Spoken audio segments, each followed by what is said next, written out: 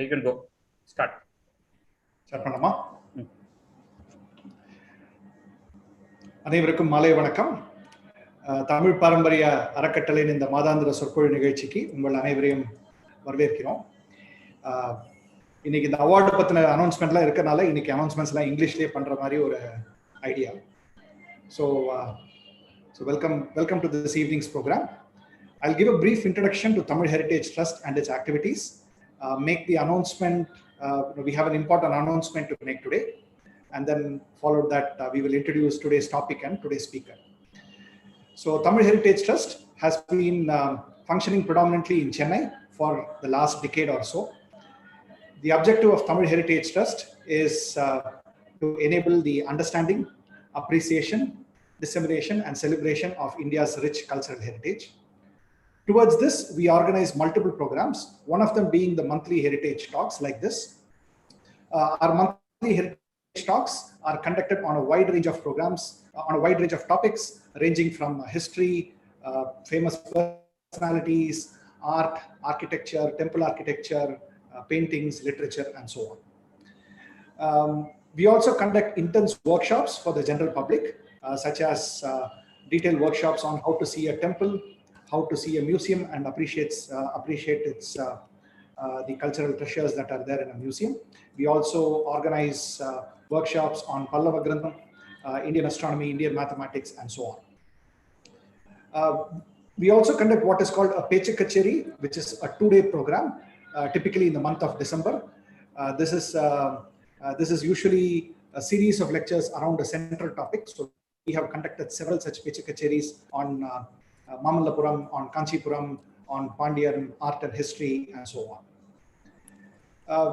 We also have the annual site seminars, which is annual heritage study tour, where we pick a location within India and travel there. But before going there, we prepare ourselves and make sure that we go there as well-informed participants before we go to one of the cultural sites within India. These are some of the pictures that we have taken during some of our past site seminars. This is in Thanjavur. Last year, we also conducted an international Indology festival where we saw, it was a week-long program where we saw the coming together of several experts from both India and abroad, giving lectures on a wide range of subjects pertaining to Indology, including Indian mathematics, temple architecture, Chola bronzes, and so on. We also conducted several contests in conjunction with the festival. This happened towards late 2020.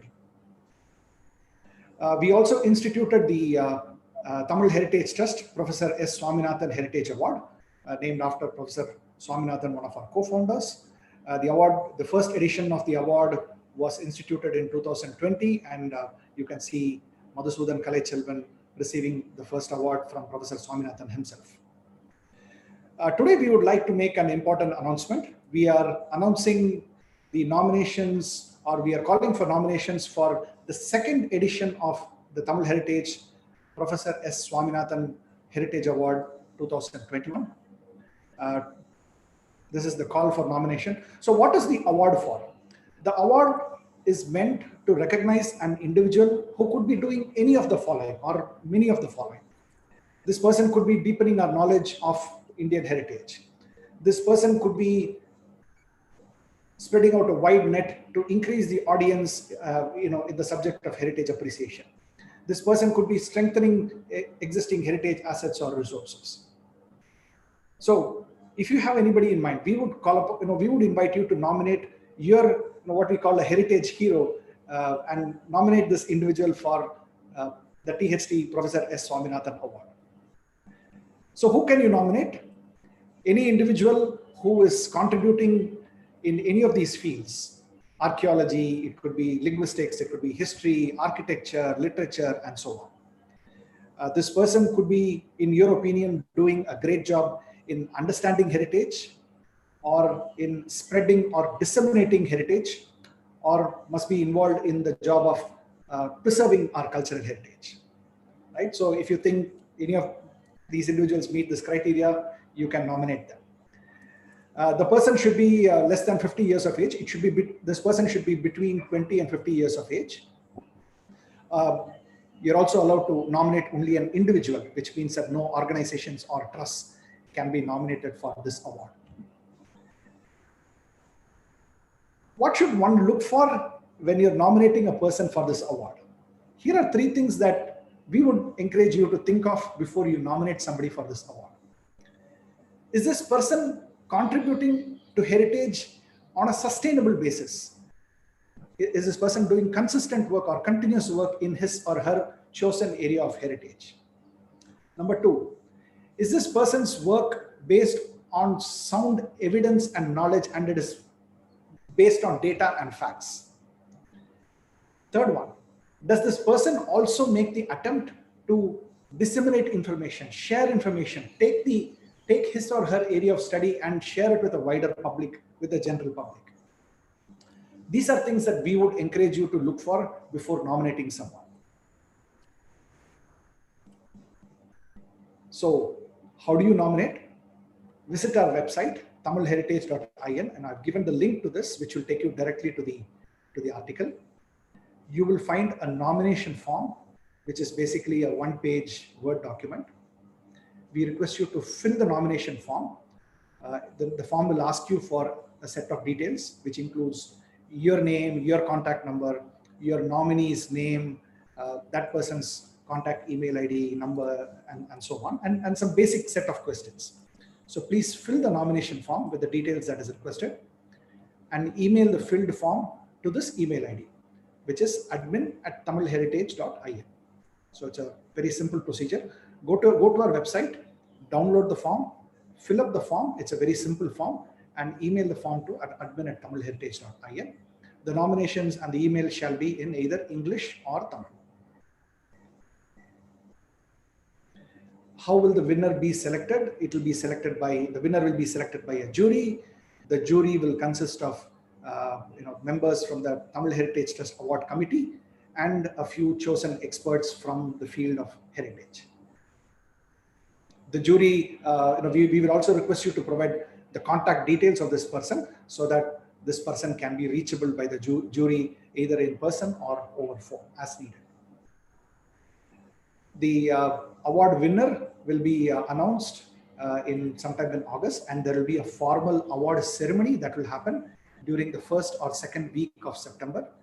That is when the award will be presented to the winner, and the winner will also be invited to give a speech, a lecture on the same day as the ceremony. So this is the procedure this is how we intend to go about the 2nd edition of the Swaminathan Heritage Award. The last date for submitting nominations is the 10th of July. So we are roughly talking about the next 5 to 6 weeks. So we request you to send your nominations to the email ID that was provided before 10th of July. For more details on the award, we request you to visit our website, which is tamilheritage.in. So with that few words, I've announced the award. Please go ahead and visit our website, www.tamilheritage.in, and you will find more details about the award and the nomination process.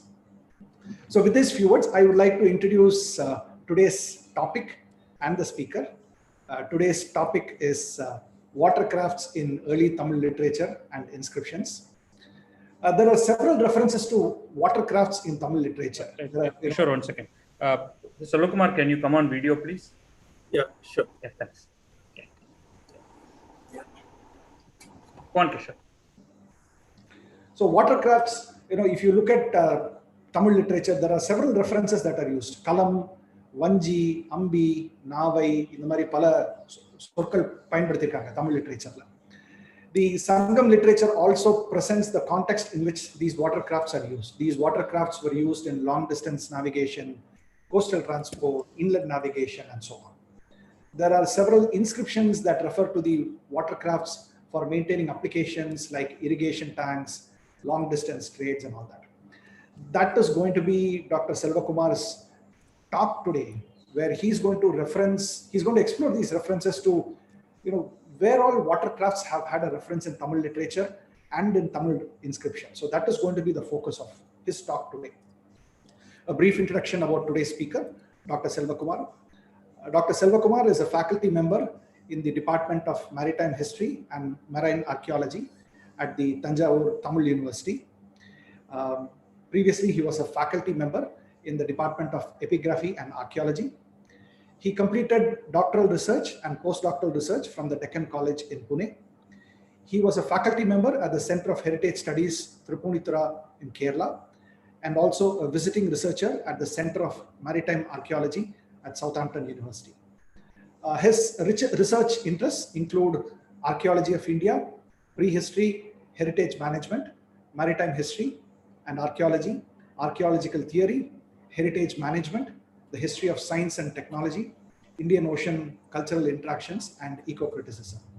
With these few words, I would like to once again welcome Dr. Selvakumar to address the gathering today.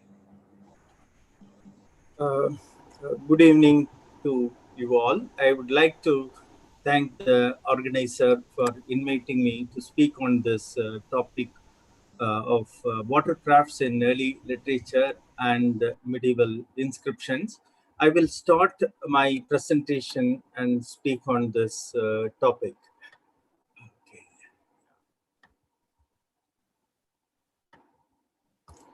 Yeah, I hope you can see my screen.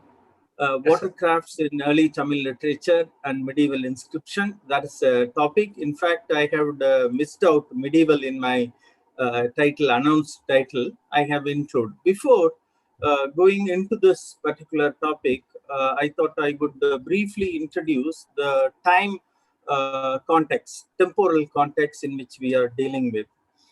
Actually, my topic is related to the early historic period, or otherwise known as Sangam age, which is generally placed between 300 BCE to 300 CE. Recently, based on the radiocarbon dating from Kodumanal and Porundal and Kidadi, the dating is taken back to 600 BCE. We will not go into that particular details, but we are dealing with this early historic period, about which we have archaeological as well as literary references. Then, before this period, we have something called Iron Age, which began in 2nd millennium BC, somewhere in 1300 to 1500 BCE, and it continued till the middle of the 1st millennium BC. So this is the timeline. So we have evidence of Iron Age all across South India, where we have evidence for the production of megalithic burials. So during this Iron Age, a lot of burials were built for the dead people, and these burials were of different shape. So that is the first phase, Iron Age, and then early historic. From the early historic period, we have evidence for the writing and long distance trade and a lot of cultural efflorescence, otherwise known as urbanization.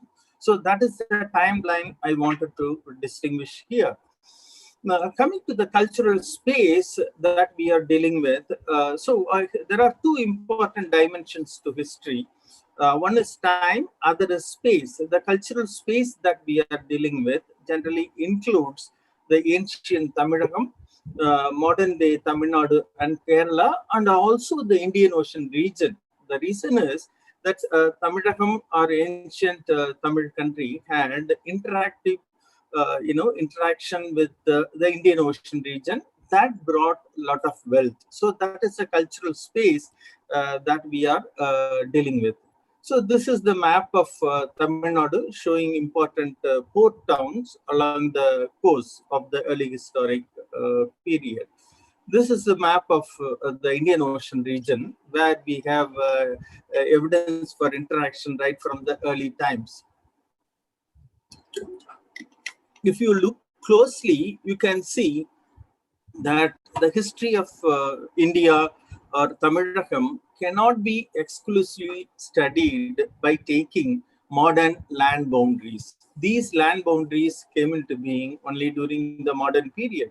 If you want to understand Indian history as well as the history of Tamil Nadu completely and holistically, we have to look for the connectivities and interactions that happened in the entire Afro-Eurasian world, what I would call as Afro-Eurasian world, with the Indian Ocean in the center. People have been interacting right from the early times, and we have a lot of evidence for these interactions in many of the port cities all along the Indian Ocean rings. So this is one important archaeological evidence that tells us about the navigation and watercrafts of the early period.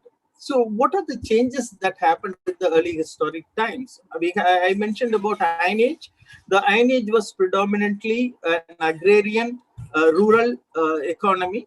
And then in the early historic times, say somewhere around, say 300 BC, or little before or after, a lot of changes took place. So this is one important time period. We have reference to these Tamil kingdoms in the Ashokan inscription, and also we have a Greek literature referring to these kind of development in ancient Tamil country and also all over India and the Indian Ocean.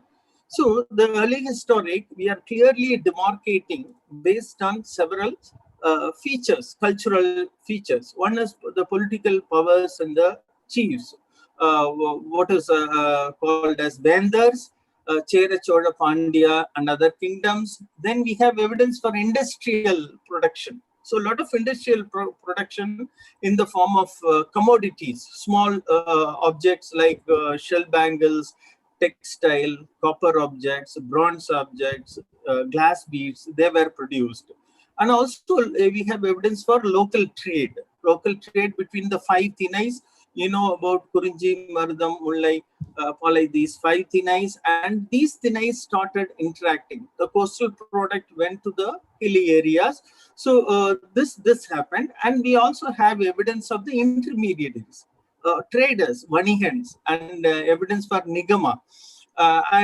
These intermediaries, they were undertaking the trade activities. In addition to that, we have evidence of long distance trade. That means the trade within the Indian Ocean. We have evidence of Indian merchants' name found on a pottery from Bernike, Egypt. Two sites, they have produced three pottery with the Indian name, Kanan, Chatan, and Kotrapuman. Another site in Oman, it has produced all in Tamil Brahmi, produced a name Nandai Kiran. Probably it was Kannandai Kiran. So clearly, it reveals that these people were traveling to foreign countries and they were involved in the trade. Another important evidence is a stone found in Thailand, which reads as Perumpatankal. So we have very clear evidence for long distance trade. Then we have evidence of coins and barter. Punchmark coins have been found, Roman coins are found, and local Chera Chola Pandya coins have been found. Punchmark coins, we have evidence of Mauryan Punchmark coins. And then we have Indian Ocean interaction, I mentioned. We have evidence for religious network, Buddhist network, Jain networks. They are very predominantly found in the form of sites with inscription. We have evidence of ports and urban centers and production center, and long distance trade routes and navigation developed. So this is the picture that we get from this literature as well as archaeological evidence. The society consisted of various ethnic groups or group identity. We also get a lot of evidence. It was an open society. However, some social distinction and rudiments of social hierarchy existed. So we do find these evidences. However, in a sense, it was an open society which had a different kind of universal ethos, but at the same time, conflicts and clashes existed, and poor pawners lived without much resources, and also some disparity in wealth distribution was also seen. And this period has been researched by several scholars. I will not go into the details. And coming to the Iron Age, these are the monuments that we have. Here we see a stone circle and a dolmen with a porthole. Actually, dolmen is a table-like structure which is often found on top of the rock. They erect a structure with four stone slabs and a top capstone, what you see in the center here. And then there is a porthole. This hole is believed to be meant for the passage of the soul. So this is another burial type called Kodakal, and then we have a cyst burial covered with stone slab, sarcophagus, and menhir. So these kind of burials were the main modes of worship in the Iron Age. In the early historic period, we see some kind of transformation with more organized religions coming into this region. We have evidence of urn burials and sarcophagus. The one on the top, you can see it in Madras Museum. It is in the form of a ram and a lot of black and red ware pottery. What you see here is the cornelian bead. So we have all these material culture emerging in the early historic period. And then in the early historic urbanization, we see non-kinship based political formation, which means in the Iron Age, people had a kind of political system in which kinship was very important. In this period, there were non-kinship. That means a particular vendor was controlling a territory in which not only his kins were related, so the kinship became less important during this period, particularly in the political formation. At the same time, there existed kinship-oriented tribes or other chiefdom kind of groups. Then we have evidence of writing. We can also say some rudimentary early forms of state-like political formation. I am avoiding the word state because I would not get into the debate whether they were state or non-state. Rather, we should see them as political formation. At the same time, these political formations were not weak. They had stronger territorial control. As I said, long-distance trade, introduction of coin, craft and industrial production existed. Brick architecture was introduced, what we call as urbanization. Urbanization, we should see it with caution, because the kind of urbanization that we witness in the 21st century did not exist before 1980 in India. So the urbanization has a different meaning in different contexts. If you talk about urbanization in 10th century CE, during the Chola time, it was different. Similarly, the urbanization that I am talking about here was different sort, and that existed about 2000 years ago, in which the small towns emerged. We can clearly find the evidence in Sangam literature why the poet has to compose a text in the name of Madurai, like Madurai Kanchi. Similarly, why a text has to be composed in the case of Kaveri Pumpattinam. So basically, these kind of urban conglomerates at that point of time really attracted the poet. If you read Madurai Kanchi and Pattinapalai, you will understand how an urban space existed about 2000 years ago. So we can no way compare the urban space of that time with that of 10th century, and then again that of 19th, 20th century, and what we have in the 21st century. These are all entirely different, but what I am talking here is about urbanization in the early historic period. So that is evidenced by brick architecture, ring wells, and a lot of other material culture. What you see in this particular image is the list of sites that have been identified all around this region. And you see a lot of concentration of archaeological sites. So definitely this particular period was thickly populated, and people lived in various environmental contexts. And also we have introduction of writing.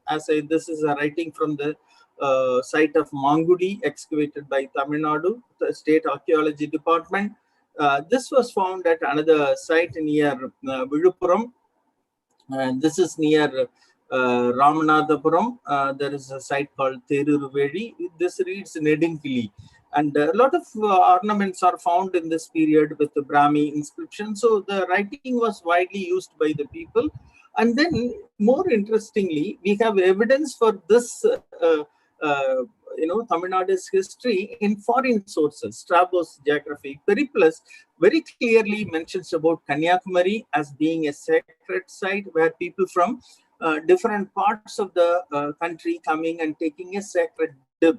So we get clearly these kind of information from the Greek sources, Pliny's natural history, Ptolemy's geography, Musseri's papyrus. So we get all these evidences really supporting our claim that there was a form of urbanization and long distance trade. And this can be understood in the context of location of South India.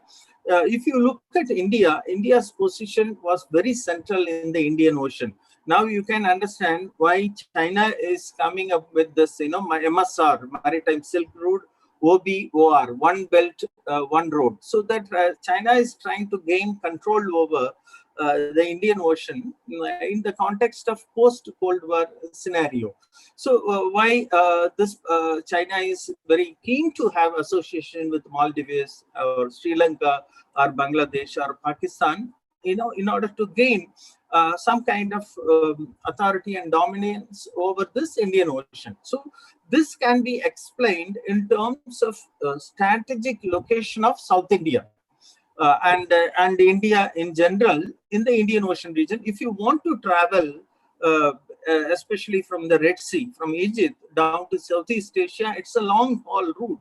So you need definitely some kind of break in between. This is what happened in the early historic period, that traders who were moving from that region of West Asia and Africa, Europe, they came to west coast of India and then lived here, and then they moved to Southeast Asia. Sometimes Indians being as intermediaries, it's geographically located at a very strategic point, they took a very active part in this trade, and that is reflected in the distribution of material culture as well as the references to Yavanas in Indian literature. This is one of the earliest map, what is known as Pythagorean table. It was originally a map dating to the Roman period. Then it was copied.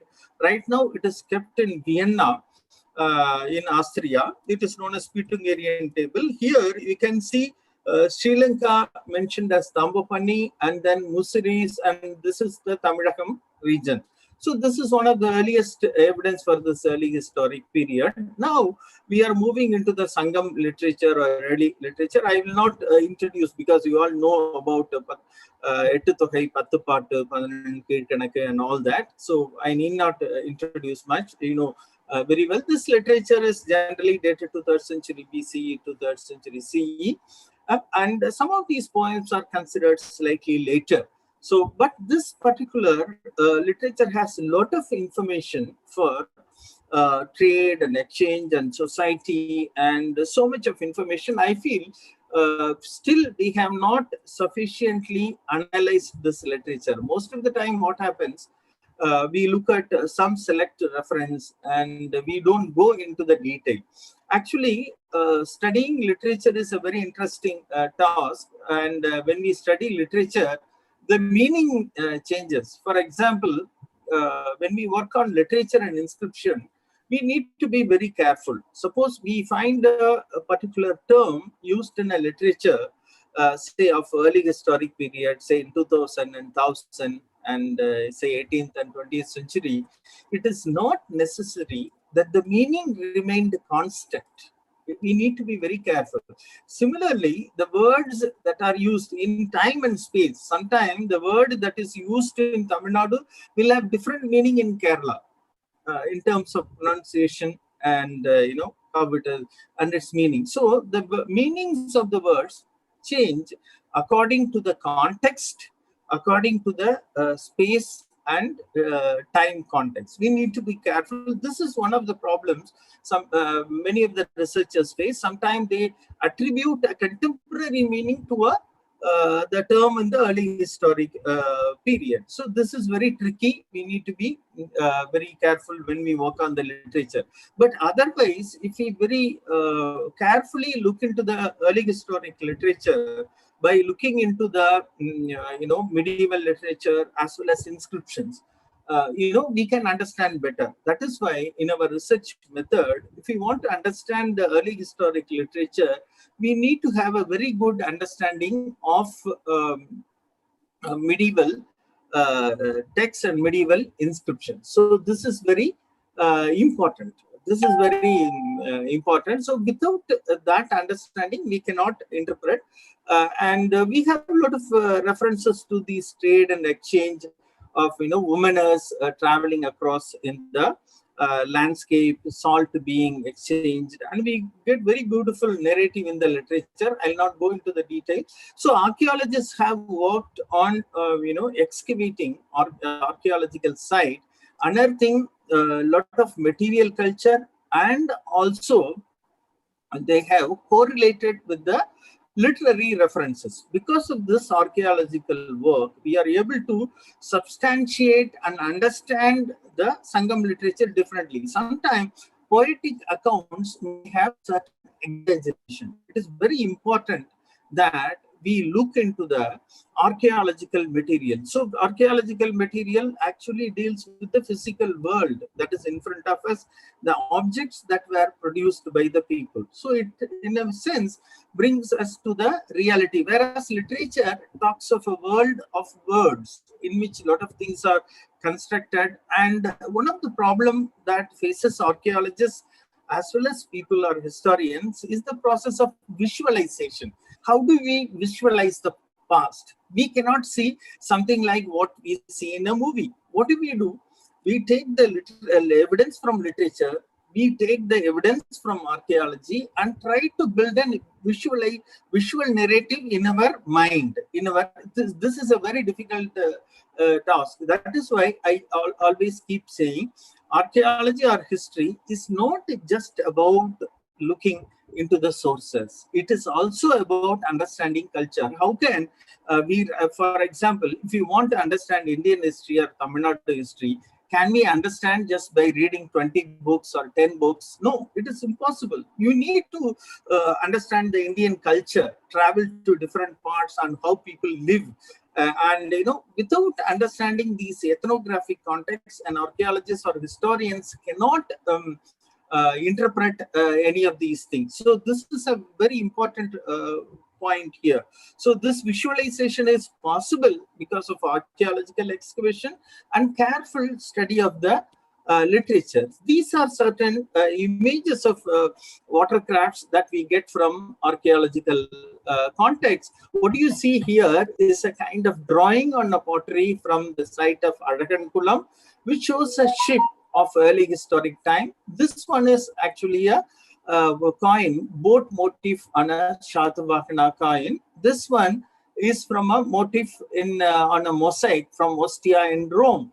This one is again a picture of boat from Ajanta painting. So archaeologists use literature and contemporary knowledge and ethnographic information, and also these kind of images. We also have evidence of paintings in Tirupudai Marudur. In sculptures, there are images of ships and boats. I am not going into that because it is a vast area. So archaeologists use all these evidences to reconstruct the ancient boat. This one is a watercraft. This was painted at Ajanta. So this is very interesting watercraft. It has been identified as similar to the West Asian type. And in Kerala, they excavated a canoe at the site of Pattanam, where they have a date of 1st century BC AD. This is one important canoe. We have very few evidence for ancient boats from archaeological context because wood is not always preserved. This is one rare example where we have these posts that are meant to secure the canoe. These are called bollards. These are made of teak wood. We have very interesting reference in Pattinapalai where the boats in the quay, tied in the quay, are compared to the horse stable. So we have the early Sangam literature clearly narrating these kind of structures. In archaeology, we have this evidence. This is the only one kind excavated at Pattanam in Kerala, and this is made of Anjali wood, what is known as Artocarpus. So this is another view of this watercraft, and this is a wharf. So they have constructed this wharf about 2000 years ago. This is identified with the site of Mussoorie, and here we have one of the earliest evidence for watercraft. And then nearby we also have these kind of brick structures of the bricks of 38 centimeter, 40 centimeter in size. They are very typically of early historic period. So this is another boat. Again, this was excavated in Kadakarapalli, Kerala, and this is dated to 13th century. This is a pretty big boat, about 69 feet in length. This is a very interesting one, but this is dated to 13th or 14th century based on radiocarbon dating. So this one was a small one. This was excavated in Kerala, maybe 200 years old. So we have a lot of scope for understanding the ancient watercraft. We have not done enough research in the marshy, waterlogged area. Sometimes it is also chance. Fine, because preservation of wood is very rare in a country like India, where we have a very humid climate. So such kind of evidence are very rare, but they do convey the idea of the mode of construction of watercrafts. This one is made of one single wood. This is called a dugout canoe. Normally, single tree trunk is cut and it is dug out. And then a boat is made. We have evidence, ethnographic evidence in many parts of India. But nowadays, these kinds of boats have almost disappeared. People have shifted to fiber or other modern material. So a lot of people have worked on the watercrafts of India, and this is too academic. I'll not go into these details. I'll skip some of these slides. So coming to the Sangam literature, we have different kinds of watercrafts like Timil. But if you look at the name, very interestingly, some of these watercrafts were used by fishermen for fishing. This could be Timil is could be similar to Katamaram. Then we have ambi. Ambi is another type of fishing craft, and also we have reference to Karimuha, ambi, different kind of figureheads in the front. The boat looking like elephant or lion with a lion's face. Parimuham, the horse face. Parimuhambi, Karimuhambi. We have reference to these kind of crafts, and also there is reference to indicate this was used by the fishermen, and also it was used for transport. Similarly, Odam, very interestingly, we have to look at the terms.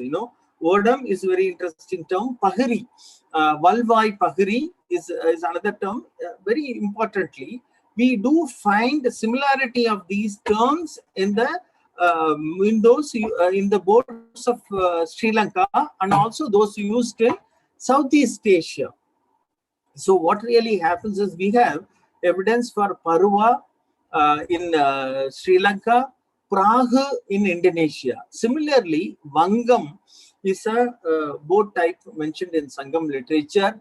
We have reference to Banka in Southeast Asia. So clearly, there is some kind of similarity that dates back to the prehistoric period. People in this part of the Bay of Bengal region, they had some kind of connections in the prehistoric period. So that is responsible for this kind of similarity of the terms used for describing watercrafts. So clearly, these people were coming into into India, towards India, across the Bay of Bengal from Southeast Asia. So these people had intensive interaction, and because of these, also these terms could have been borrowed. So this is something very interesting. We cannot see, that is why I said, we cannot see Tamil Nadu or India as a very exclusive entity. So in ancient time, these peoples were interacting. Similarly, we have Thoni. another important term, that Thoni was a different kind of watercraft used in Thoothukudi region in the modern period. They were huge crafts. We also have evidence of Thoni in the Tharangambadi documents, reference of Thoni. Very interestingly, so we also have the terms like Padaku occurring in the Periya Puranam. Even in the Bhakti literature, we have reference to these kind of watercrafts. For example, there is reference to Vodam Vandanayum Thirukollambodu. In the Thevaram literature, I have not touched the Thevaram literature. What is my argument is that we need to closely look into this, our ancient literature, and in a sense, the literature also has to be excavated like the way we excavate archaeological site. Excavate in the sense we have to excavate the meanings of the terms and look into the context. That's what I have done in this particular presentation. This presentation may be a little bit more academic, so I will not highlight all those aspects. I will try to simplify my lecture. So we look into the medieval literature. There are so many references to these watercrafts. So we need to research further. Although scholars have researched, one of the problem when we look into the ancient literature is, picking out terms. So sometimes scholars or even researchers, what they do, they just pick out one term and they don't look into the context. So what is important here is to adopt a contextual approach. The contextual approach is very important. So without a contextual approach, we may not be able to interpret. So that's what I am arguing here. One second.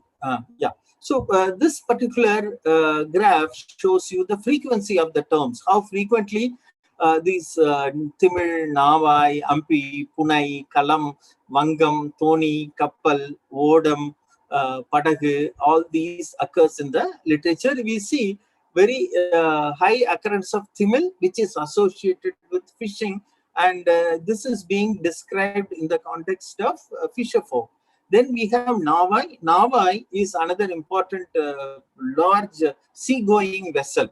Similarly, ampi was used predominantly by fisher folk, and then Pune is basically a raft. Kalam is also a long distance vessel. So we get several such reference. So here we get in Purananuru 56, there is a beautiful reference. Yavanar Nankalam Tanda Tankamal Theral, Punsei Punaigalatu Yendi Nalum Untodi Magalir Maduppa.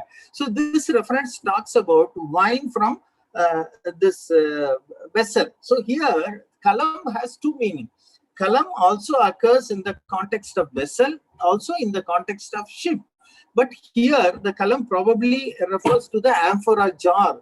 But in other contexts, it refers to the ship. Here, another reference in Atananuru, Cheralam Chulliyam Periyattu Vennurai Kalanga, Yamanar Tanda, Vinaiman Nankalam, Punnodu and the Kariodu Pairum, Balam Kerum Usri. So here, this particular reference very clearly mentions Yavanar Tanda Vinaiman Nankalam. So the poet, actually, we have to appreciate the Sangam age poet.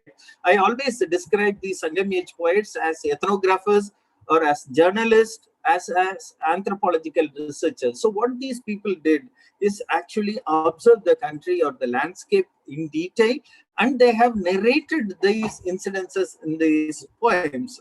And here, if you look at this, it talks in the context of ancient Musiri, where the Roman, Yamana refers to generally Westerners and also Romans.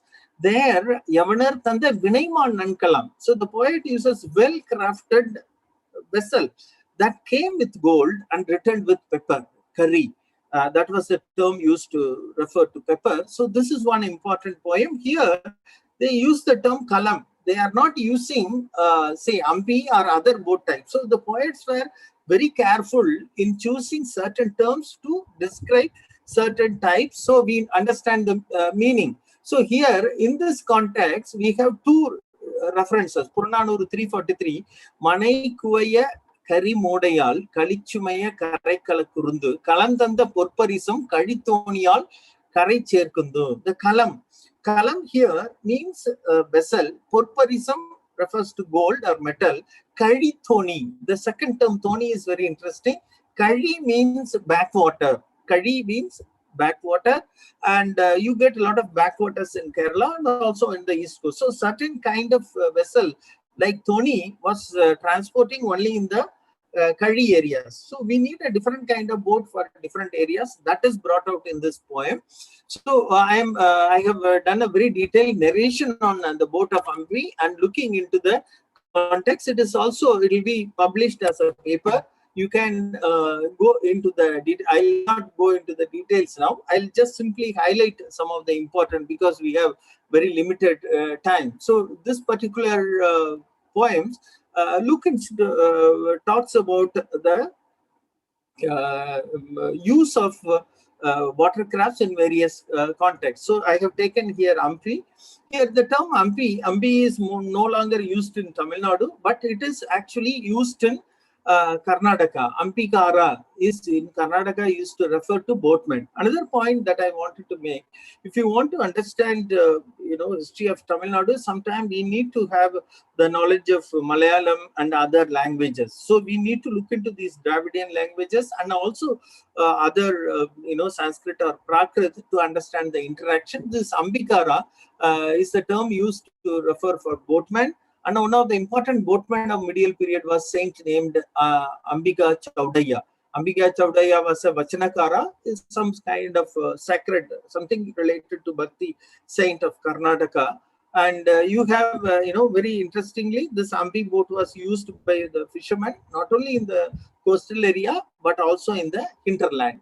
One of the poem describes an Ambi looks like an elephant. So these kind of narratives, when we look into, we can understand the size of the Ambi in the barter trade near the ancient port of Mysiris. So here, another description mentions how exactly the Ambi of the fisherman comes into the port of Mysiris and it exchanges paddy, exchanges their fish caught by the fishermen for the paddy, and they are heaped.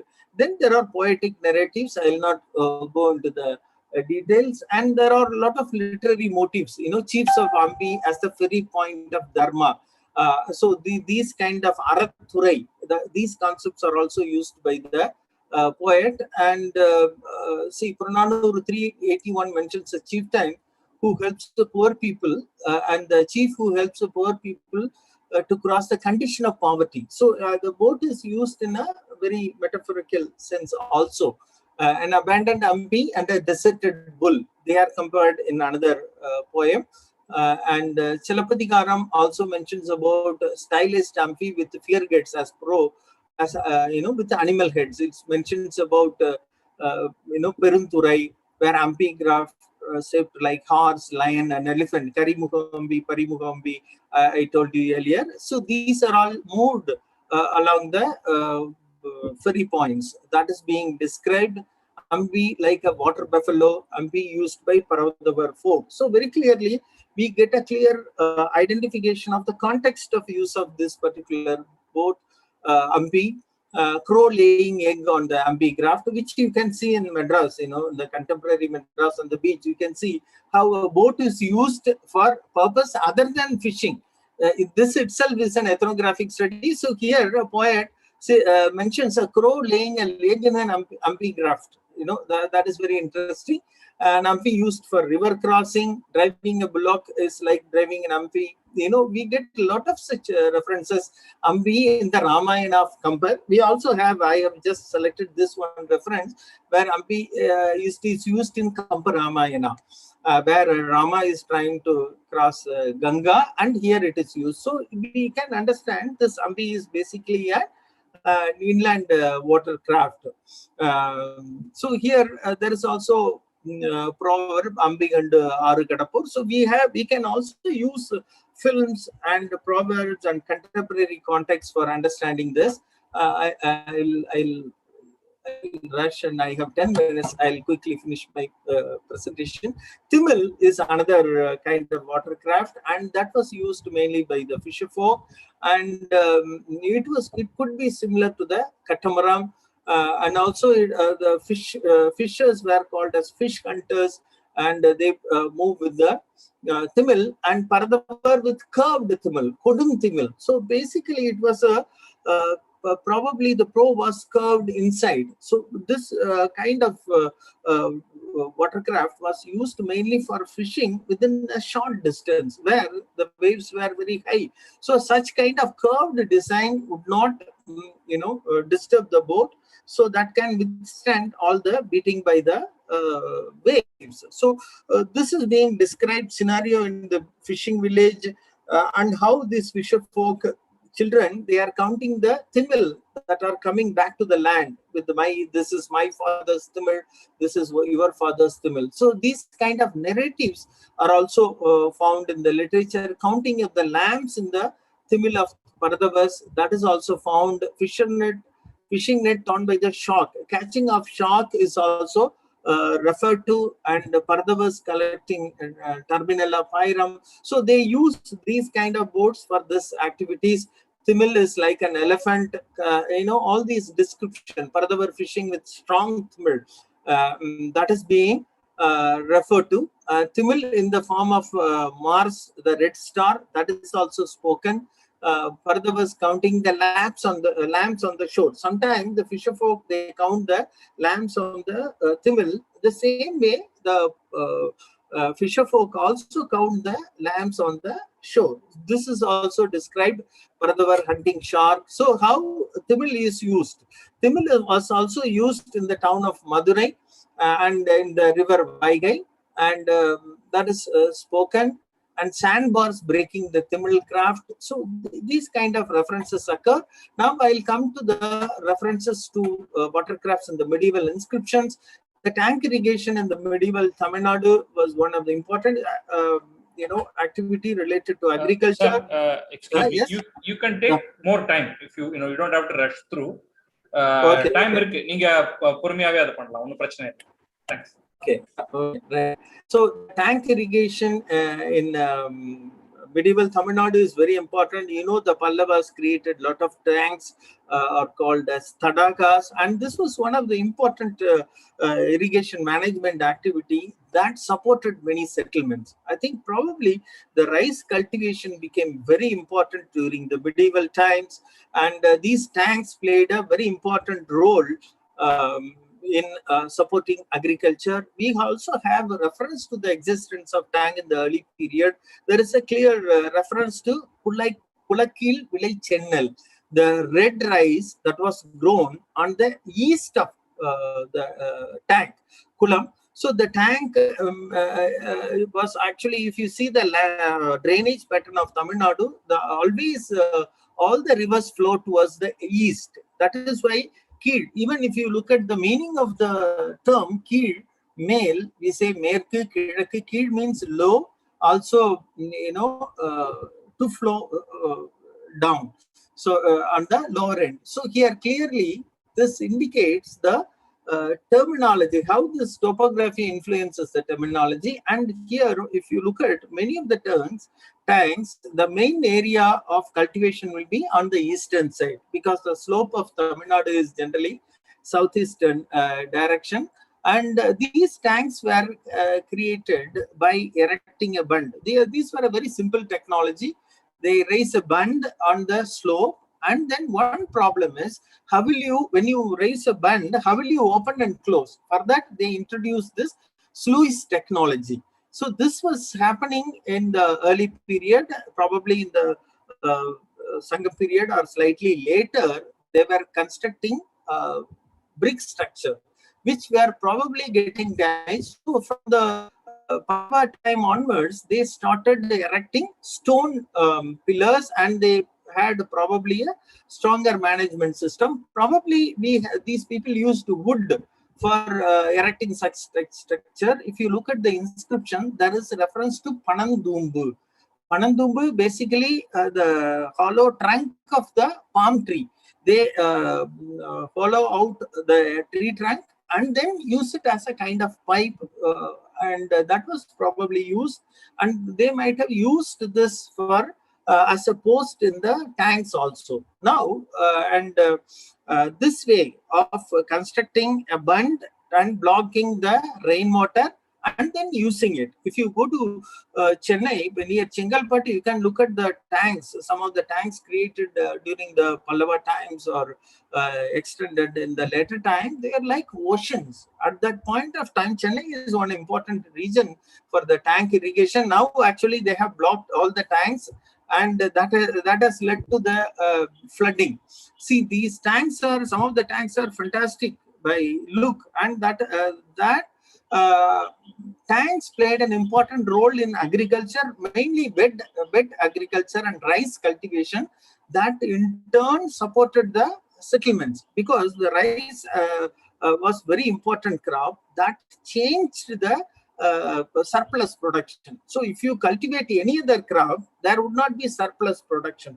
So the cultivation of rice and the irrigation system really contributed by producing a surplus, so that many people in the medieval time could take up other jobs. So the role of this tank irrigation and the rice cultivation were very important in the medieval state formation, right from the Pallava time, because they had to feed a lot of people with a limited quantity of yield from a particular area. Therefore, rice was adopted extensively, and we get reference to Nanjai land extensively in this period, and the creation of tanks became part of the landscape during the Pallava time. Now, the problem is operating these sluices. These sluices will have a kind of tube-like structures, channel, and then an opening, and then two post pillars, and then there will be a opening that will be closed by a cork-like wooden cork. So this was the system. So this is the pillar, two pillars made of granite, and these pillars normally have an inscription. They are the markers. Sometimes they are about 12, 13, 14 feet. When the water is full, we will not know where exactly the sluice is located. So this structure had multiple purpose. It indicates where exactly the sluice is located, and also it helps to log the drainage box through which the water drains for irrigation. Whenever there is a need for water, they can open it. Whenever there is no need, they can close it. So this is a complicated, very interesting structure, which was originally must have been made of wood, and later on they started using brick, and then later on they preferred this kind of stones. And this is what you see. These are some of the photos from Pudukkottai and Thanjavur region. This one is from Coimbatore. Many of these tanks are now abandoned. We no longer harvest rainwater. So this particular picture indicates vodam. So these kind of modems were used in the tanks of the medieval period, and they were used for operating these sluices as well as for desilting. And here you can see how exactly it is operated. You can see two very vertical stone pillars, and then crossbars, and there you can see some two holes, and this is a box through which the water will run. So here this has to be operated, for which they used the vodam, and we get reference to this in the inscriptions at Nangavaram near Tiruchirappalli, Thiruparkadal near Thondai Mandalam, Ukkal, Uttiramerur, all in northern part of Tamil Nadu. And also we get in the inscription reference to Vodamudayar, people who were using vodam for crossing, helping other people to cross. You get a lot of such references. If you look at Tamil Nadu, you can see reference to Vodathurai and Vodamudaya villages with these names. Even in Tiruvayadu, there is a place called Vodam, and people were using it. Even if you look at the Bhakti literature, the Bhakti saints were using this for crossing rivers, and there are also stories associated with that. I will not go into the details. The Thiruparkadal, this inscription also refers to the donation of vodam, and similarly, inscription from Ukkal also mentions about this donation of vodam, and also from Uttiramerur temple in Kanchipuram. Here, it also mentions about the Eri Variyam and the tank called Vairamegha Tadagam, and also how people were allotted work to desilt. That means people were desilting this properly. An important inscription from Nangavaram refers to the process very clearly. This inscription is very interesting because these tanks were operated mostly. We have reference to the Brahmadeya villages. This particular Brahmadeya was known as Arinjigai Chadurvedi Mangalam. And here we get a very detailed description of the job. How much is the job here? What exactly they should do? Here, this particular inscription mentions for operating one vodam, in order to deseal the tank from the front area and remove 140 baskets full of soil and silt 4 times daily, nicham narkal, and deposit the silt on the top of the embankment. 6 people were to be employed, and for the food and dress allowances of these 6 people, 12 marakal. Marakal is a traditional measure of paddy per day for 360 days, which amounts to 360 kalam of paddy was to be paid. So this detail is recorded. So what we did was, I was doing research on an Indian National Science Academy project of ancient volume measure. So we, that traditional reference to, Sevidu, Arak, Urak, which is mentioned in Kanakadigaram. So what I did was, we did an experiment. We counted these volume by collecting 360 paddy grains, and then worked out a calculation, checked their weight, and then we also used soil from that area. Then sometimes we also used wet soil, so that we could understand the difference between dry soil and wet soil. And then we had a local basket, and we used a calculation. On the based on the calculation, we estimated the volume of Marakal to 946 cc, and into 4, that is the size of the basket. And so 6 marakal, what would be the size? 22,704 cc per basket. That we estimated, on the basis of which we arrived at the size of the watercraft, what it could be. It could be around 15 feet in length and 2 feet in width and 2.5 feet in height. So that is one of the estimate that we did based on this study. So, so this helped us to understand the nature of the watercraft. So by minutely working on such information, we can understand what kind of watercrafts were used. And also we can use, in my research paper, I started using the data from the films. In fact, films that were produced in the 1930s and 1940s, 50s and 60s are a very good source for writing history. Normally we wouldn't think that they are not, but again, films, what happens is that a film director creates an artificial scene, but some of the film directors, they try to reproduce what exists in the villages. So we need to very cautiously work into. So here, if you look at this Thai Parandal Vadiparakam video, you can see how exactly the vodam is operated. You can really estimate the length of the pole used for operating. So these kind of film sources can be also used to understand, because nowadays if you want to see such kind of crossing, they don't exist. And in many other films, we get to know about the use of watercrafts. Similarly, the films that were produced in the 20th, early part of 20th century, they can serve as a good source for writing history, especially for understanding landscape, and not only of watercrafts. The scope for watercrafts is very limited, but to understand the cultural landscape, how landscape has changed, how culture has changed, even the body language. Films are one good source of understanding history, and this is what I used. So coming to this final conclusion slide, if you look at carefully, you can understand that watercrafts are used for different purposes. My research has confined to the early literature as well as medieval inscriptions. If you closely look into the literature, you can understand they were used for various long distance interactions, and also for interland, and also by fishermen communities. There are also fishermen communities who are fishing in the hinterland.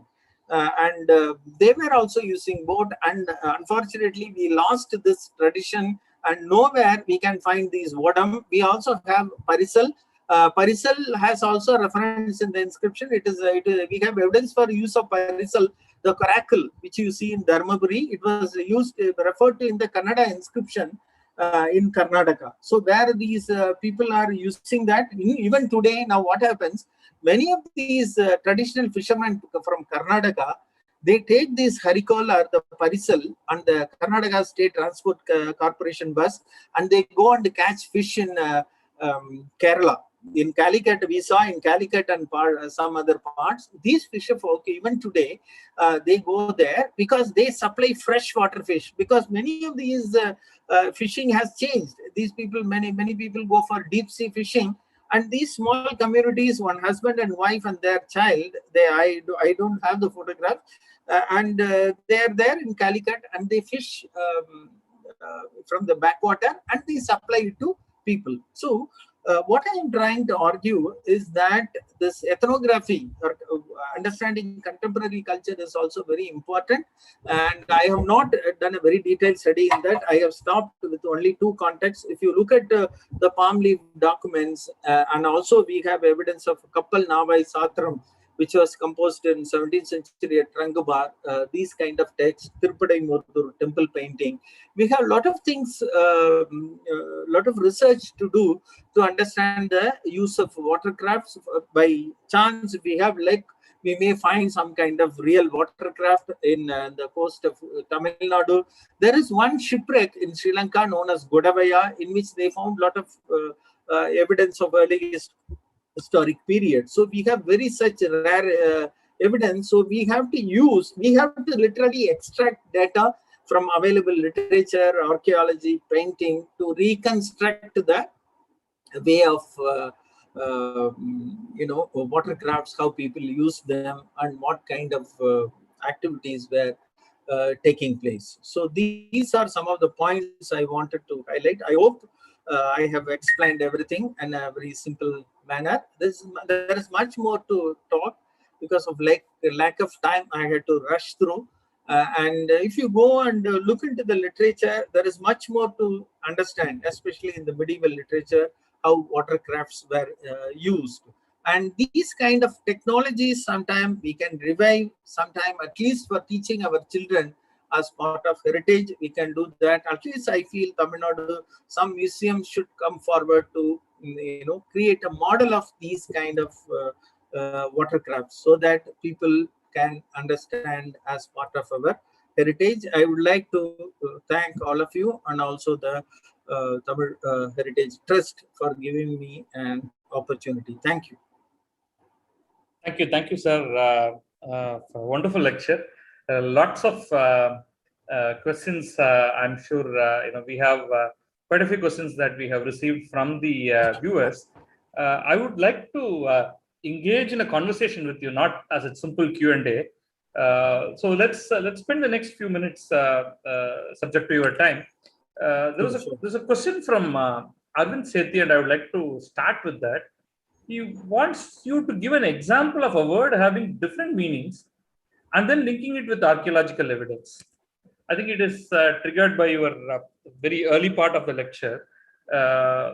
Can you take this up as a first question? Okay, yeah, I can tell you. Sometime I happen to interact with some scholars. The word Devadasi. The word Devadasi was translated by somebody as a prostitute. So then, it came up in a discussion. I told them that we cannot translate because we are writing about medieval history.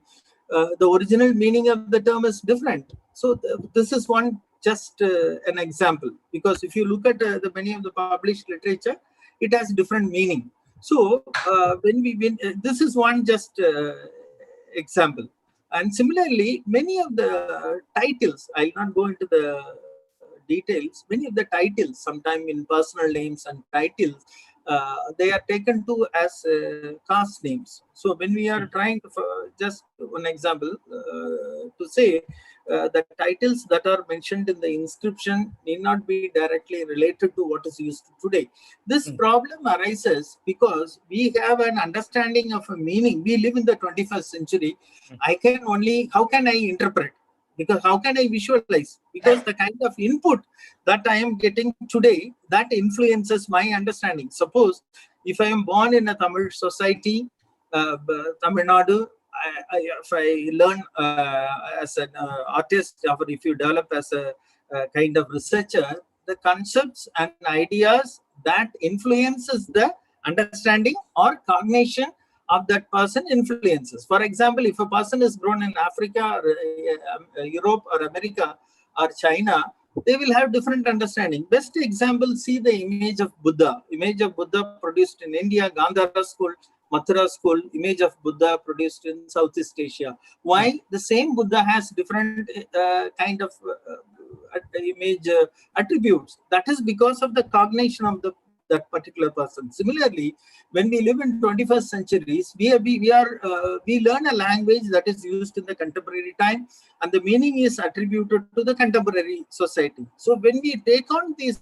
meanings and travel back in time to 20th century, 19th, 18th, 17th century, we try to give this meaning to say 10th century or 7th century, which need not be the case.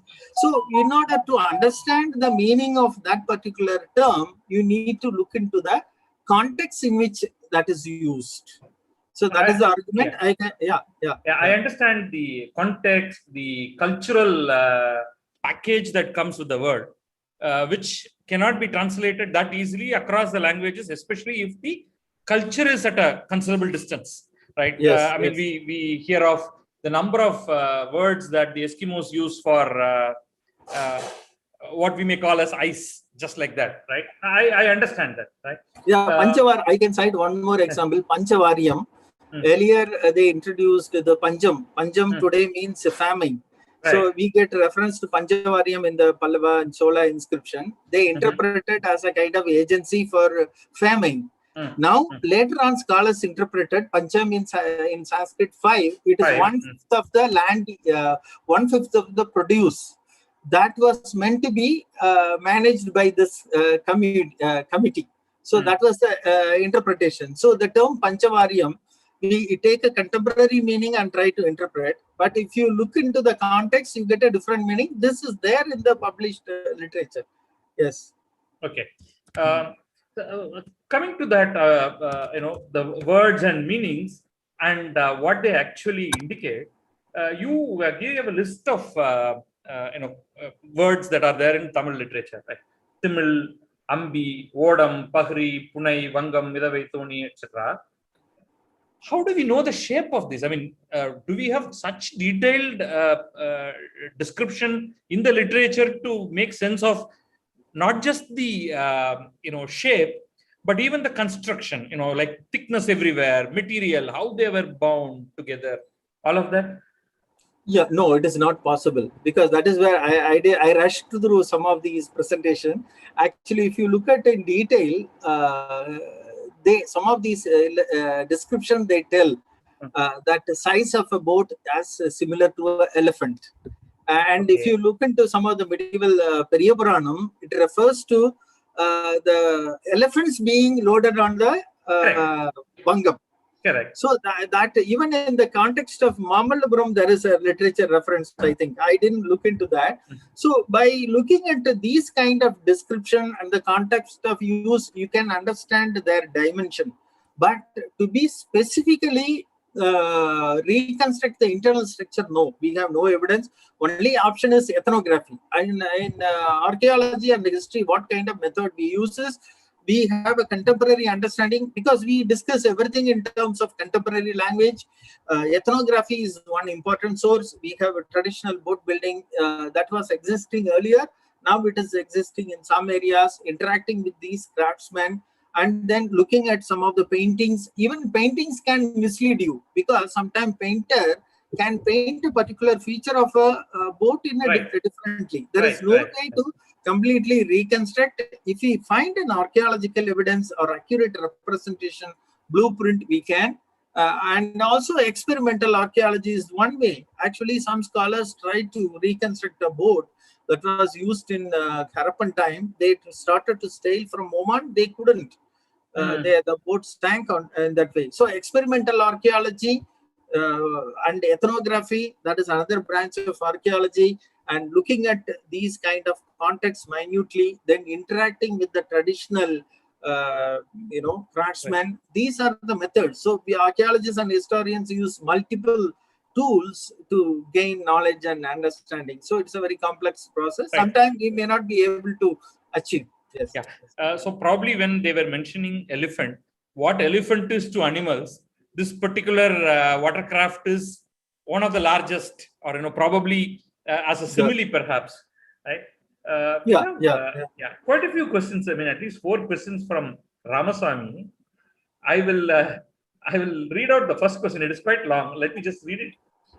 It was said that during the proto-historical period, during Iron Age, there was trade internal and external, but the foreign sources are all dated only from the 1st century BCE onwards. And Sangam literature like Patinapalai, I think his dateline for that is not probably correct. But even Silappatikaram and Madurai Kanchi were cited all much later in the 1st millennium CE.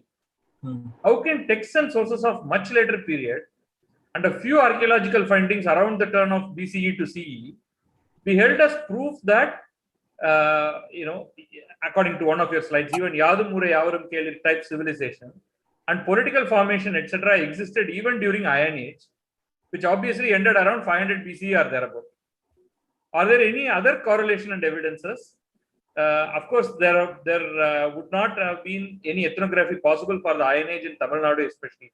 Any clue would be appreciated, please. Yeah, actually, I think the sequence, it is misunderstood. What I said is political formation, all that took place only in the early history. Iron Age is basically used as a prelude. Most of the time, what happens in Tamil Nadu, when we look into the history, we start with the early historic or Sangam age. We have an Iron Age foundation here, and that is what I wanted to highlight. And also, there were people living in South India from the early times. Sometimes it is all related directly with the Indus Valley civilization. What is my argument? There were people living here in the Mesolithic age. I did not go that far, Mesolithic age, and also in the early historic. But he says the few archaeological evidence, probably he is not familiar with the archaeological material, because archaeological material, one has to look into the reports in detail. If you look at the in fact, more than the literature, it is the archaeological evidence that gives a better view of Sangam age. In terms of, if you look at the architectural remains that have been excavated, some of the boats I showed you, these development happens in 3rd century BCE and after. So literature is, in my presentation, used as a secondary source. Archaeological evidence is very strong. We have excavation at Kodumanal, we have excavation at Urayur, Kerala in Pattanam, and Kanchipuram. So it is not few, whereas literature is generally very limited in my presentation. And another thing, when I say this political formation of Iron Age, I would say it was the chiefdom level of political formation. So what I am trying to argue, Iron Age gave the foundation for these cultures. Iron Age gave the foundation. Then we have evidence for cultural interaction with other parts of India and the entire Indian Ocean region, developing somewhere after, say, 3rd, 4th century or even before. Interestingly, what happens is we have not sufficiently researched on the Iron Age. We have evidence from Artha Sastra, which talks about cloths, probably from Madurai. So that is dated to 3rd, 4th century BCE. So definitely there is an area that we need to research further. So we call it urbanization mainly from, say, 3rd, 4th century BCE, then downwards. We cannot talk about kind of urbanization in the Iron Age. Iron Age, there is no evidence for urbanization. We have not excavated. It was basically an agro-pastoral economy in which people had a chiefdom kind of society or a tribal group. So these Vendar, all that happens mainly after, say, we can take Ashokan inscription as a landmark. So many of these features that I attributed are mainly from 3rd century BCE. Now they are trying to push this to a 6th century BCE. We need more research. In addition to that, I will tell you, there is a reference found for pepper trade, which is dated to 1300 BCE. They found a pepper in the nostril of Egyptian pharaoh, nostril of pepper, which they attributed, dated to 1300 BCE. And again, there are some jars. I didn't discuss that detail, that evidence here. 8th, 9th century in Canaanite jars in Israel area. Clear evidence for Southeast Asian as well as Indian pepper or cardamom moving there. So clearly, there were some kind of long distance connection in the Iron Age, but I did not highlight that. So this happens mainly after 3rd century BCE. We need to research on the Iron Age because our focus has been mainly on Indus Valley connection and the Sangam age. The earlier layers have not been researched. So the kind of literature, we are using it as a supporting. So the primary development is reflected in archaeology. Archaeology, we can be very clear that the developments in the 3rd century BCE in the archaeological side, you can understand. Sometimes for an ordinary lay person, they cannot be, they cannot visualize the archaeological evidence. Suppose you are living in a house. How do you visualize a house? We have excavated in the trenches, looked into the architectural features. So I know I was in the Archimede excavation. So I can visualize the site. Similarly, Urayur, from the report, I can visualize Kiradi and Pattanam in Kerala. We can visualize this particular evidence. The problem, as I said already, for any historian or archaeologist or the public, how do they visualize the evidence? There lies the trick. So the question, I think he attributed some of this development, which I said as urbanization, starting in 5th century to 3rd century BCE and afterwards as early. That is one anomaly, but that is an area we need to research. I strongly feel we have not done enough research, but there is enough indication to suggest that long distance interaction existed. But we cannot call those things as urbanization. Again, I said urbanization within quote. If you look at Sangam literature, it compares these towns as women. Sometimes you get these comparisons. So probably some of these texts are slightly later in date, but being a text that is closer to the context, it is in a better way of visualizing the way rather than we imagining. So we are trying to go into the various sources.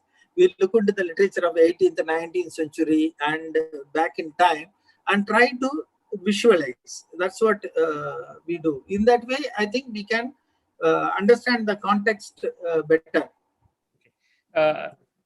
Before getting into some more questions in the watercraft space itself, there is a sort of question that I can see sort of getting connected to what Mr. Ramaswamy was asking.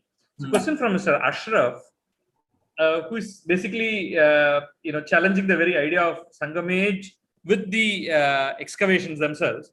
What is Sangam age? Is it determined based on the antiquity of the literature that have survived to the present, or from archaeological findings? When we say Sangam age spans from 600 BCE to 300 CE, because in one of you mentioned that traditionally we say 300 BCE to 300 CE. Now with all the Kodumanal, Purundal, Kirdi excavations, we could sort of push it to 600 BCE. His question is, can we even consider that even the Sangam corpus we have with us is now from the beginning of 600 BCE? Else are we saying that the Sangam age began around 600 BCE, but the literature we have is from 100 to 300, 400 CE? A lot of recent publications say that present Sangam corpus is from 100 CE to 400 CE. Paribadal could be be a century later. So this is question of what do we call? I mean, do we call actually the clearly excavated? Actually, in my opinion, what is in a name? Actually, archaeologists, we call this as early historic. I said Iron Age early historic. We use Sangam age because that is the corpus closest to this period. Okay. So when we say, in my opinion, there is no point in debating which name to call, as long as we understand what we mean. So basically, we are talking about this particular time period. I think Sangam, there are a lot of, I know there are a lot of controversies regarding, the use of the term Sangam. They saying the Sangam term itself is not Tamil. We need not go. So what if a group of archaeologists or historians, they call this period as early historic and or Sangam age, it doesn't matter. Even the way whether Tamil Brahmi should be called as Tamili or Tamil Brahmi. See, these kind of these are kind of debates on the existence of something, but there is something which exists.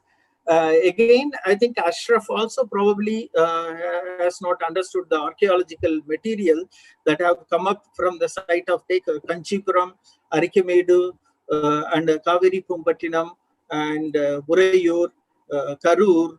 Karur Nagasamy has excavated and published. Karur, Pattanam, Arahankulam. All these towns generally display these kind of characteristics.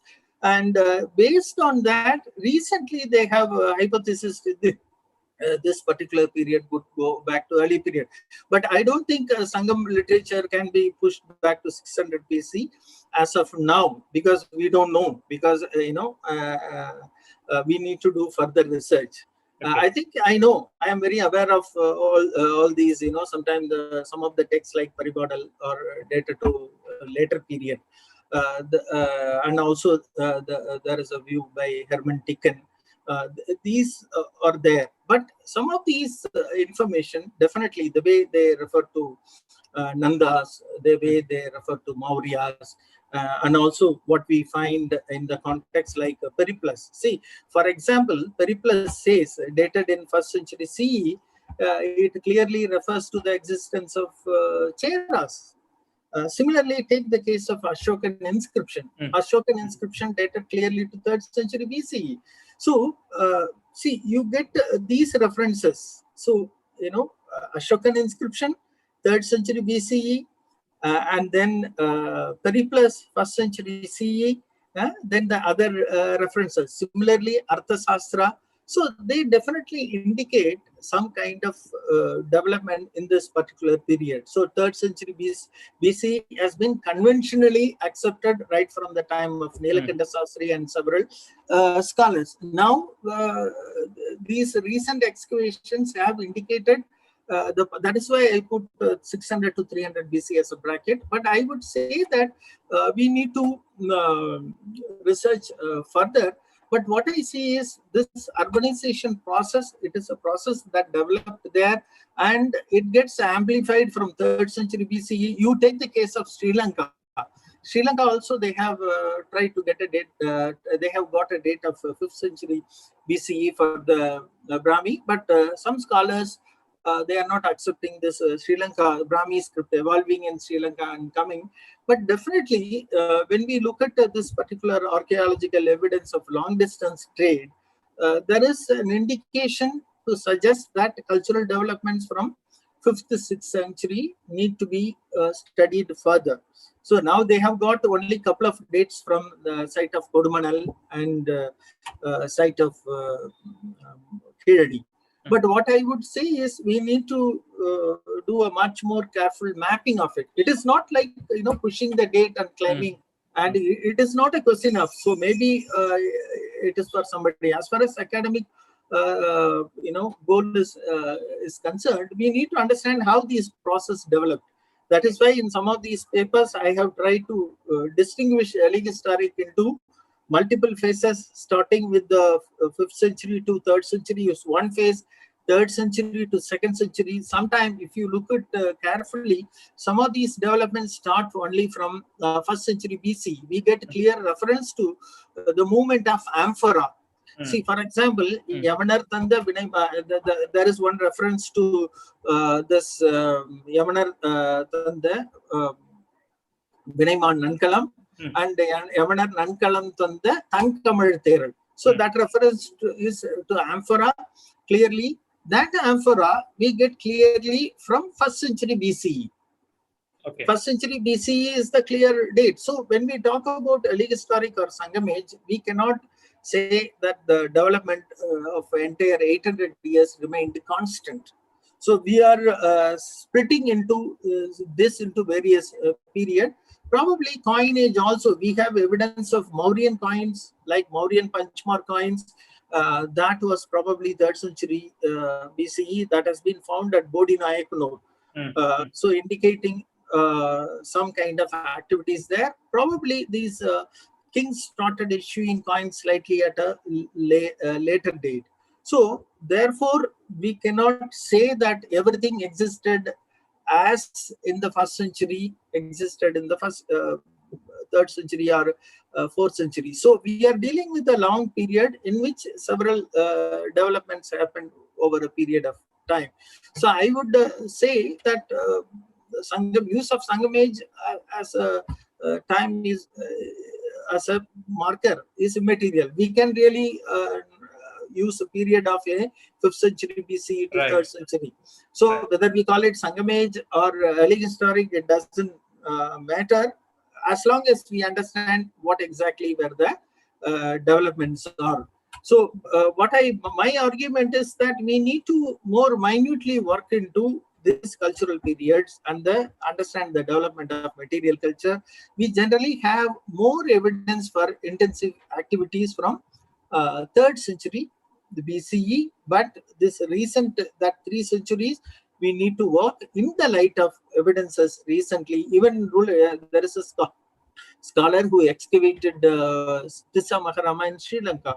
They have dated related works to a slightly earlier period. So even in Southeast Asia, so there is evidence coming up that the things, the Indian Ocean trade started early. This is one probability. Why? When did Buddhism enter Sri Lanka? Why Sri Lanka has to be colonized? These are some of the important questions.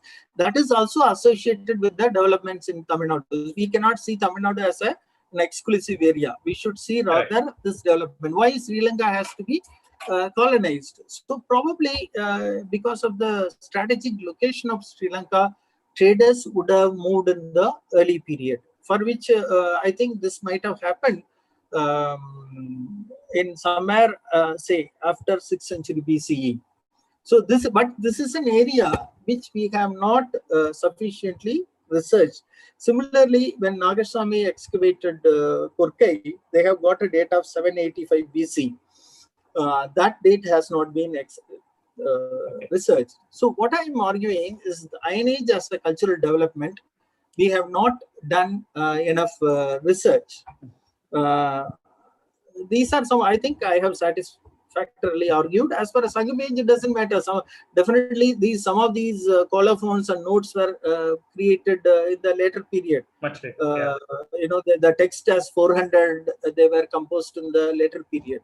But even sometimes we use even Devaram and ideas found in Devaram to an earlier period, in the sense that in terms of understanding meanings and context of use.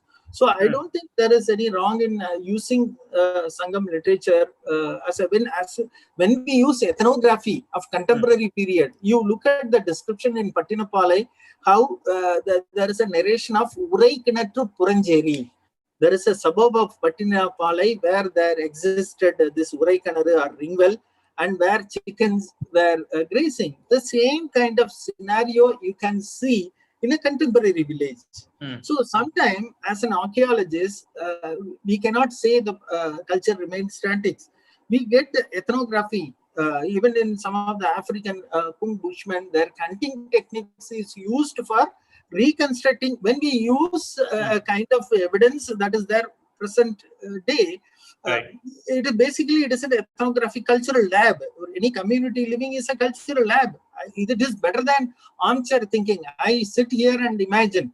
So this kind of knowledge is, is not acceptable. That is why people working on prehistoric human behavior, they start working on even the primates and apes, and they try to understand so that they can have an understanding of early communities. Similarly, understanding ethnography helps us to understand how community lived. But I know there are kids in the cities, some contexts, they do not know how many of the crops, how rice crop looks like, how cow. They think it's a refrigerator which gives them milk.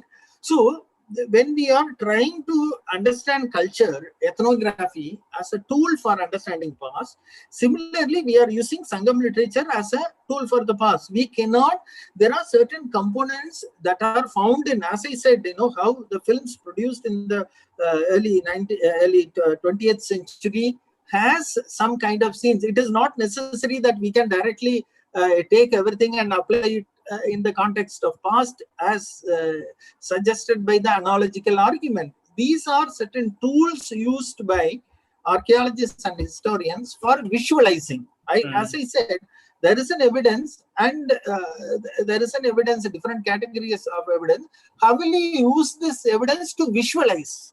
Right, so I have another lecture in which I have mentioned, I attribute some of the ethnomedicine to the Mesolithic period. So my argument has been, there have been communities living in Tamil Nadu right from, say, at least 10,000 BCE, and these communities have developed over a period of time during the Iron Age. With the migration also has happened, new kind of urban forms evolved.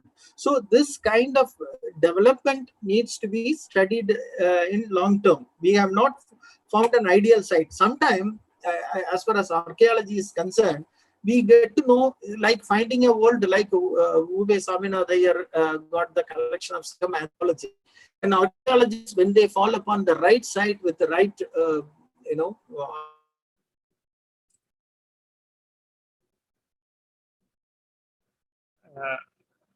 hello.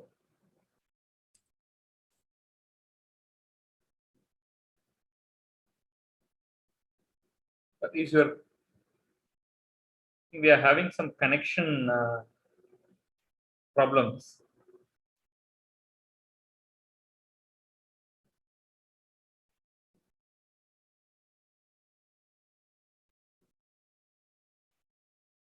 We'll just wait for a minute and see if this connection comes back. I think we have lost him completely. Sorry, I wanted to ask him quite a few questions that the readers had asked, but I think he has. I'll just wait for a second, and if he comes back, then I will ask a few more questions. I think the the timelines and the Sangam related discussions went on a little longer than I expected. There are a few questions, particularly on the watercrafts themselves, and I wanted to ask those questions.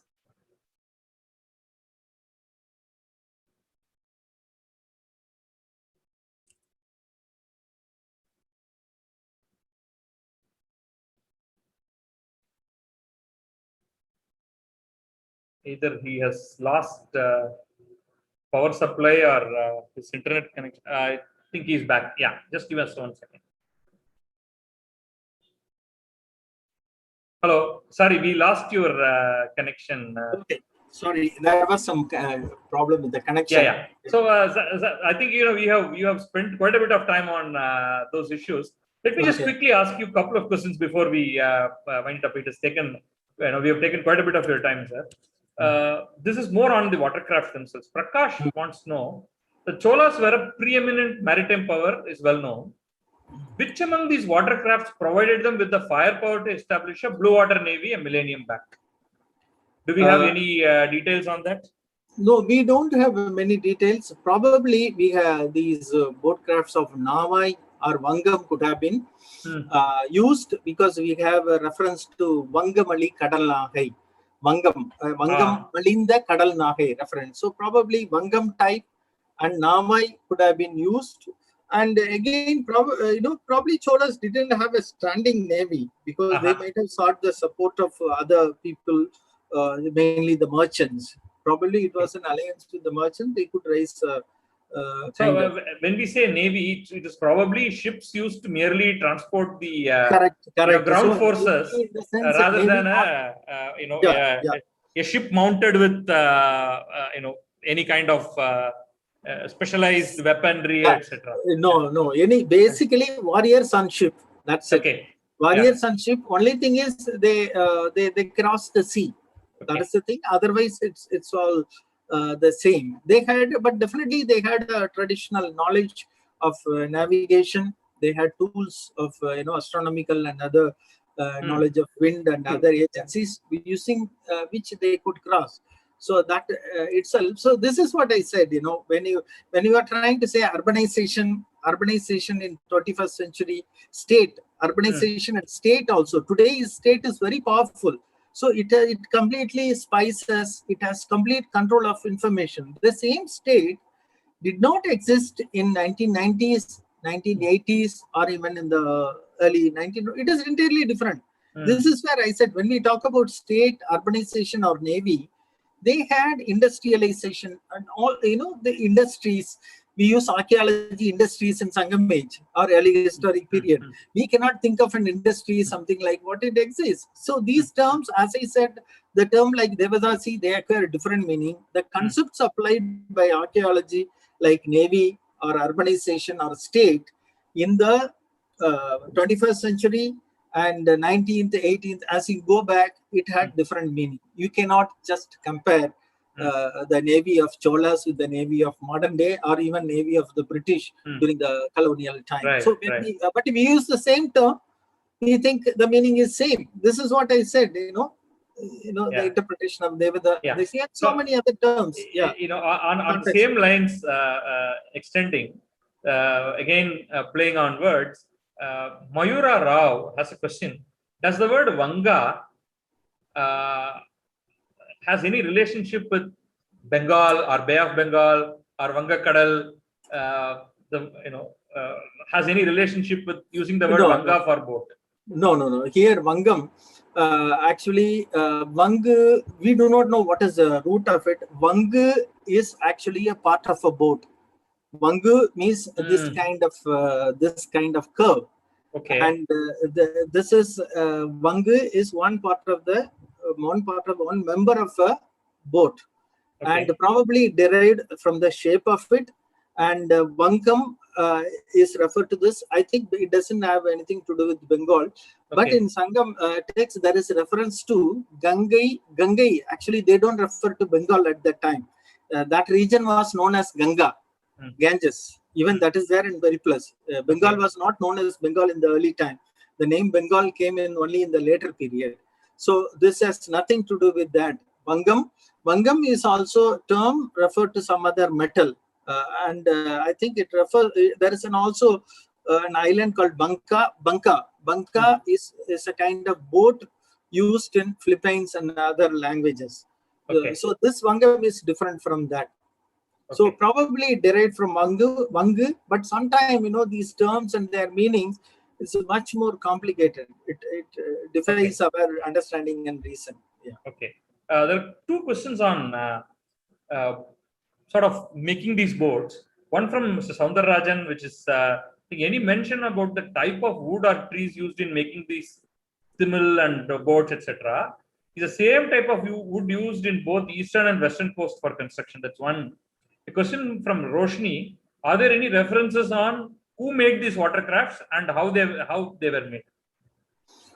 Actually, there is no direct reference to the wood, but we get, as I said, on the uses of wood, we get knowledge from ethnography, and some people say they use the tree, Pune tree, and also this mango tree, and also Anjali. It is Artocarpus hirsutus. It is a kind of tree, and also teak.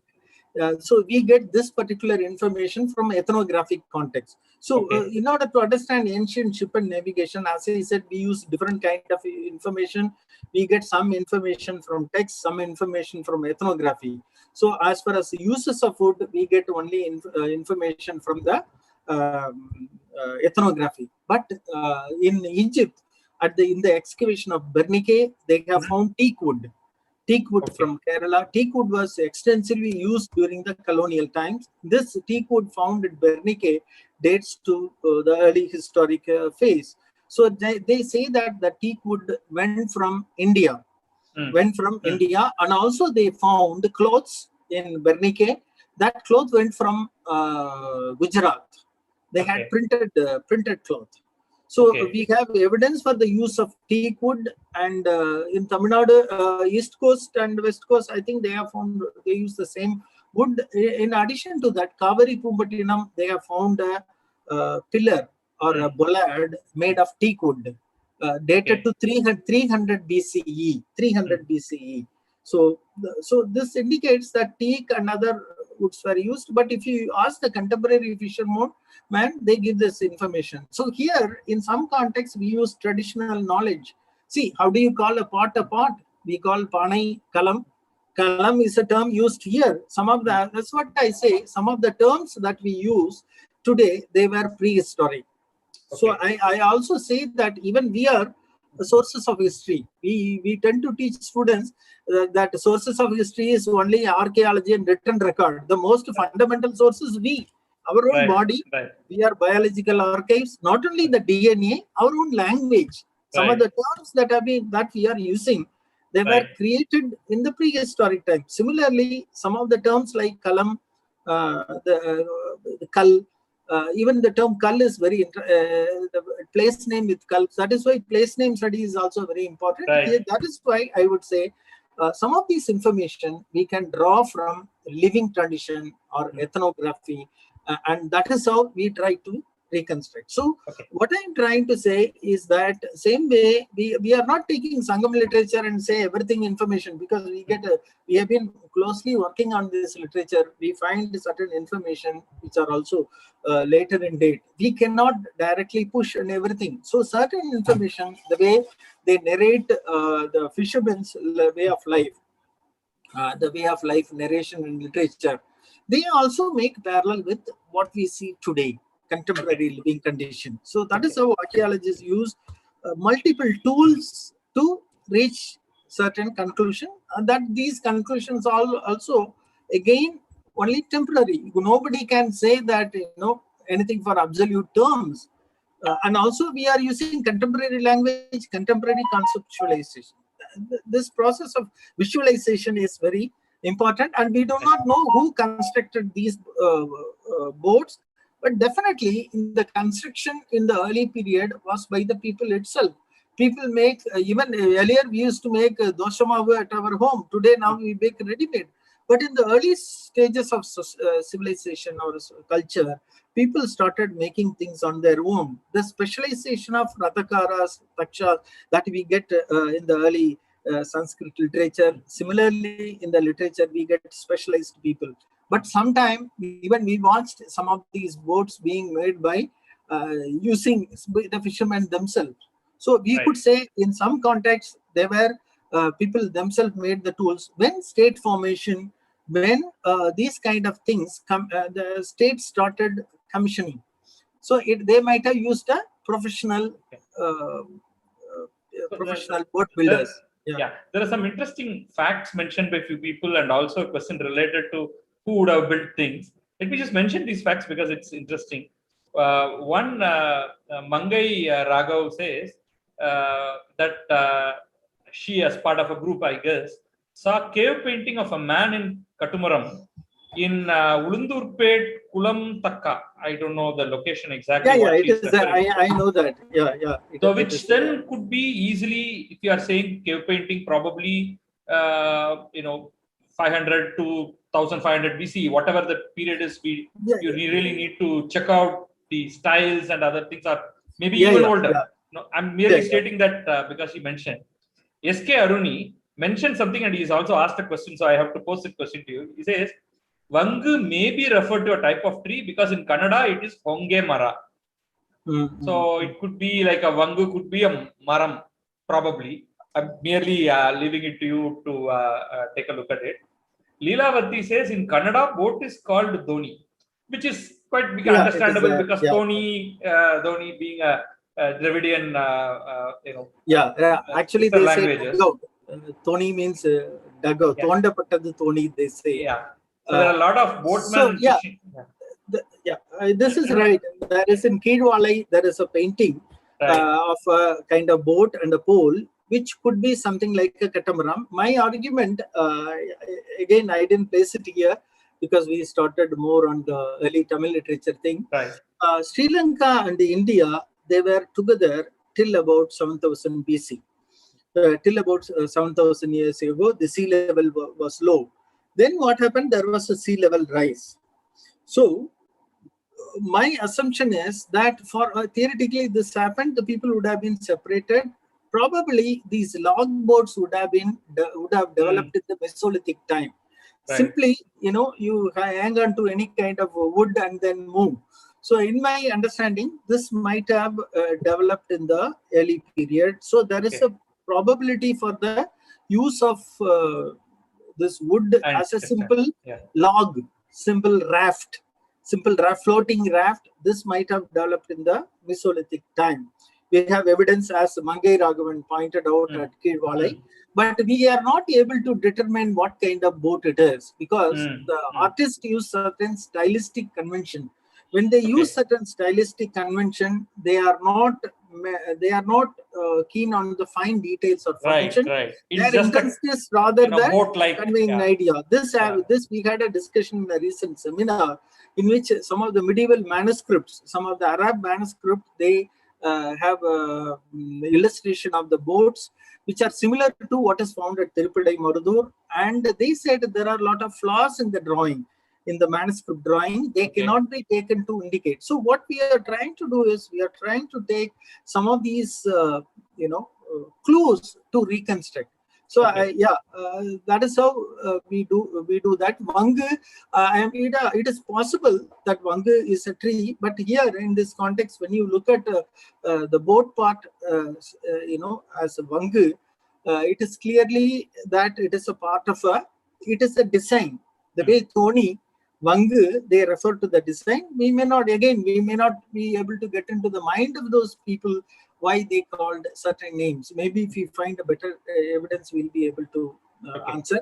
Thoni is a term, actually, Victor Rajamanikam and others they have done. There are a lot of common similarity between the terms that are used in South India, Andhra, Karnataka, and Tamil Nadu and Kerala. Right. S.K. Aruni had also asked, could you please provide some information about the role of Erumai Nadu and Punnadu, ancient territories, in the overseas trade of the Sangam period? Erumai Nadu, because we don't have, Erumai Nadu is found in Chittanavasal inscription, and we don't have any evidence for the overseas connection. Definitely it indicates some kind of connectivity. Because we have, if you look at the rouletted ware ceramic network and other material, there was one kind of trade route crossing Karnataka, coming to, Karur, and then going up to south.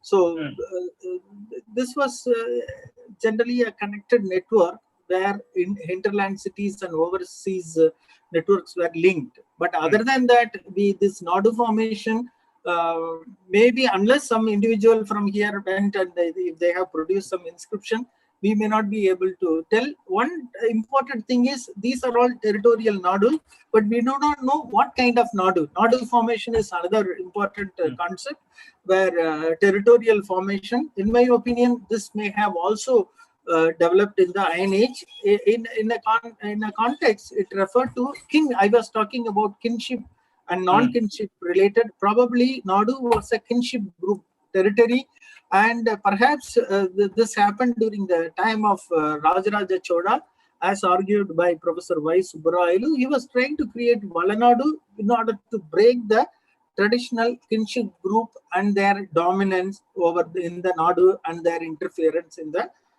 administration. Otherwise, we cannot say much about Nadu connection with the overseas, but Nadu formation is an important concept in South Indian history that needs to be researched, how these Nadu as territories emerged. I think we have spent quite a bit of time. I'll just ask one last question and stop with that. There are a few more questions which I don't think I'll have time to go through. There's a question from Mr. Nageshwar Rao. He wants to know, whether we have unearthed a full-shaped amphora in any part of India. As in, I guess, completely intact. No, I don't think we have unearthed a full-shaped amphora in any part of India. At the site of Pattanam in Kerala, they have unearthed the amphora. Probably this had 60 to 70% of shirts. I mean, 60 to 70% of body shirts. That is an early amphora. Another amphora was that is of 5th century late amphora.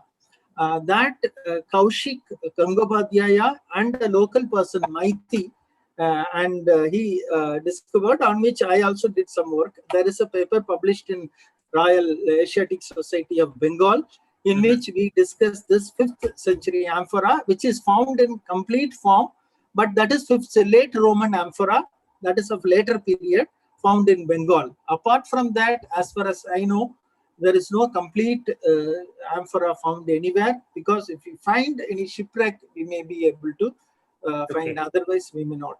Yeah. Great. There are quite a few questions, but I have to let go of them considering the time. You may email the questions to me. I will email them to you and take your responses, and we'll publish it in our website. But thank you, Professor Selvakumar, for your patient, both the presentation and then subsequently taking on the questions and going through them, discussing in detail.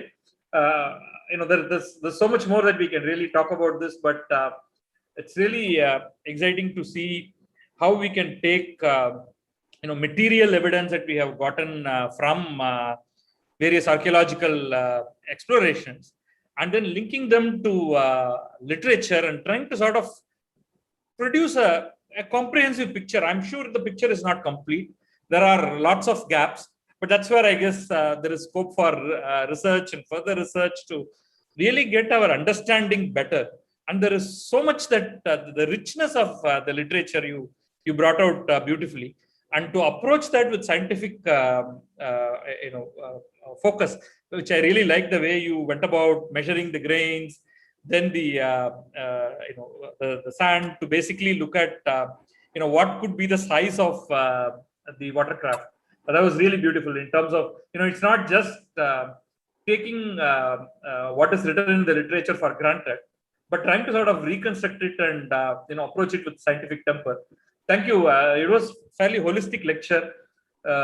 Fantastic. Thank you once again from Tamil Heritage Trust, and we have been really happy to have hosted you here.